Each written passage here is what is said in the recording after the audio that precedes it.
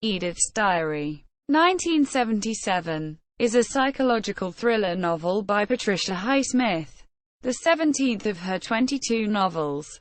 It was first published in the UK by Heinemann.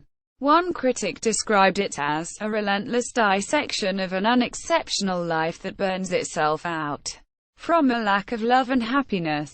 Composition: Highsmith replicated the dislocation she used in The Cry of the Owl years earlier, moving her characters from New York City to small-town Pennsylvania.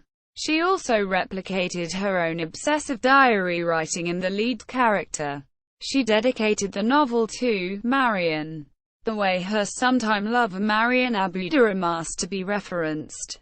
Knopf rejected the manuscript in 1976. It apparently encountered problems because of its failure to fit into a recognizable genre, neither mystery nor suspense nor traditional fiction.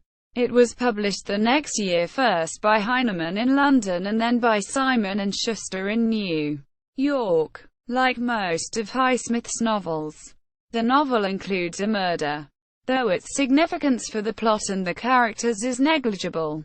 Synopsis: the novel describes the externally and internally imposed exile of the discarded middle-aged woman.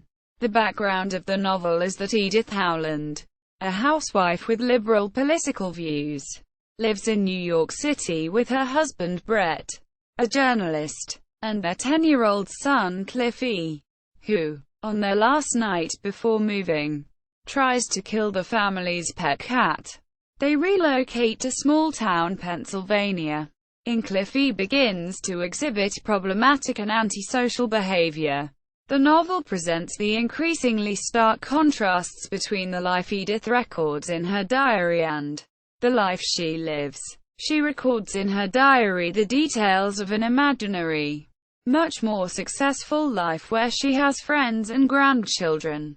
In the mid-1950s, her husband abandons her for a younger woman and she is left caring for Cliffy, who has become an alcoholic, and Brett's senile Uncle George.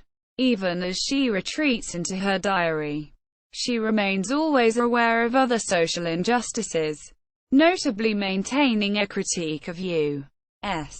involvement in Vietnam. She is perfectly aware of the larger world around her.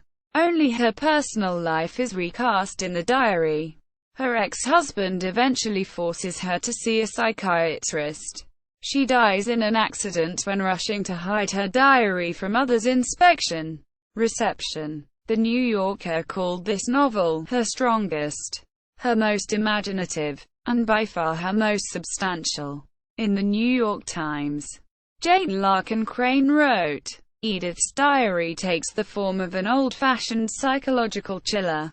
But there is also something stronger: the poignancy of her struggle not to go under. She is betrayed by such ordinary dreams. Quote, Edith's diary has been described as one of her bleakest novels that presents a narrative of a woman's life that offers no redemptive possibilities and is portrayed instead as a slow but unremitting descent into madness. Adaptation: Edith's diary was adapted into the German film Edith's Tagebuch, 1983, directed by Hans W. Geisendorfer and starring Angela Winkler as Edith. Highsmith called the film dreadful, and said, "Making the son in love with the mother is a lot of Oedipal crap." Quote,